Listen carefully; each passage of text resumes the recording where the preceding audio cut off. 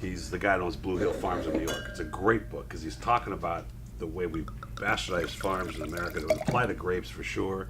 It starts with wheat and how you go around what we've done to the cattle, what we've done to the grazing fields, what we've done to the meat. It's pretty interesting. You'd enjoy the book. You mean in terms of using pesticides and herbicides? Yeah. Well, I mean, the fact is that if you start with an organic vineyard from the beginning, and I went up to the Gallo vineyards in the early 1990s and saw what they were doing when they were preparing the ground to be a complete organic vineyard. It's massive, huge, lots of money. But once it's done, then you don't spend any money for herbicides and pesticides. You've got all these little cultures all over the vineyard. Well, these insects take care of these, and this row crop takes care of this. And yeah, you spend a lot of time and effort, but the results are much better. But that's what you're saying. You get 3 crops. He's growing corn, but he's got 3 other crops to protect the ground from other things, and all of a sudden you got 3 crops going. That's right. That's a lot of crop. So that was actually pretty good.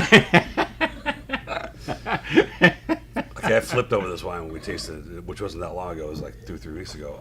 The guy brought it in. I said, "Okay, we've got to find a way to get this into the club right away." And it's got Greco Bianco. Greco Bianco. And probably my favorite white wines in my entire career of doing all this are these indigenous Italian white grapes.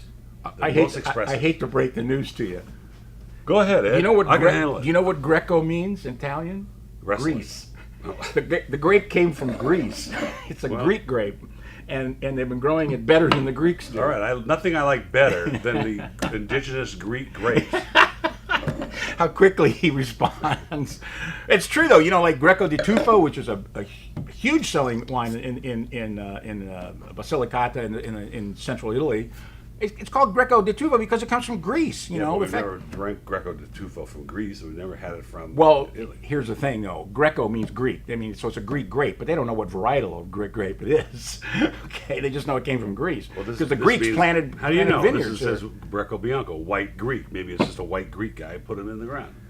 Okay. How do you know that's not the case? You're right. What about Montanico, Mr. Smarty Pants? I just heard about the Monrovians today. How about the wine?